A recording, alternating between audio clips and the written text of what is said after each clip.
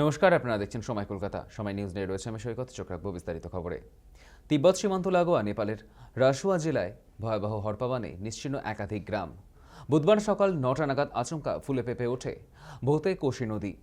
প্রবল স্রোতে ভেসে যায় বেশ কয়েকটি গ্রাম। প্রাথমিক তথ্য অনুযায়ী প্রায় ১,০০০ বেশি হরপাবানে ভেসে গিয়েছে। নিখোঁজ হয়ে থাকতে পারেন আরও অনেকেই, যদিও এই সংখ্যা এখনও সরকারিভাবে নিশ্চিত করা হয়নি। ফলে ঠিক কতজনের মৃত্যু হয়েছে বা নিখোঁজ তা স্পষ্ট নয়। প্রশাসনিক সূত্রে খবর, রাসুয়া জেলার স্যাপ্রুবেশি ও তিমুরে এলাকায় সবচেয়ে বেশি ক্ষতিগ্রস্ত হয়েছে। তিব্বত সীমান্তবর্তী পাহাড়ি এই অঞ্চল প্রবল জলস্রোতে বাড়িঘর, গ্রাম এবং বিভিন্ন প্রকল্পের জায়গা ক্ষতিগ্রস্ত হয়েছে।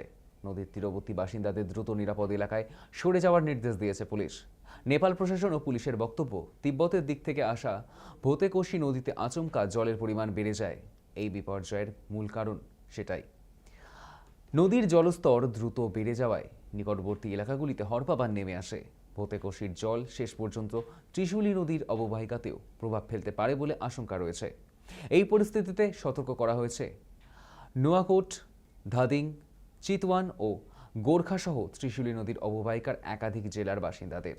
নতুন করে জলস্তর বাড়লে পরিস্থিতি আরও ভয়াবহ হতে পারে বলে আশঙ্কা করা হচ্ছে। ইতিমধ্যে দুর্গত এলাকায় উদ্ধার ও ত্রাণ কাজ শুরু হয়েছে। নিখোঁজদের খোঁজে তল্লাশি চালাচ্ছে উদ্ধারকারী দল। দুর্গম পাহাড় এবং একাধিক জায়গায় পরিকাঠামো ক্ষতিগ্রস্ত হওয়ার উদ্ধার কাজে সমস্যা হচ্ছে। ফলে নিখোঁজদের সন্ধান এবং ক্ষয়ক্ষতির পূর্ণ হিসেব পেতে সময় লাগতে পারে।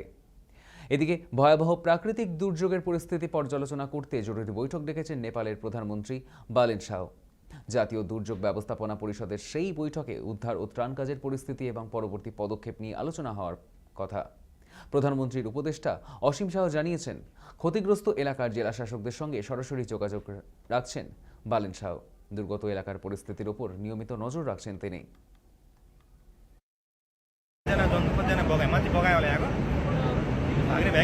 यो चाहिँ है गाइस यस्तो लाइभ छ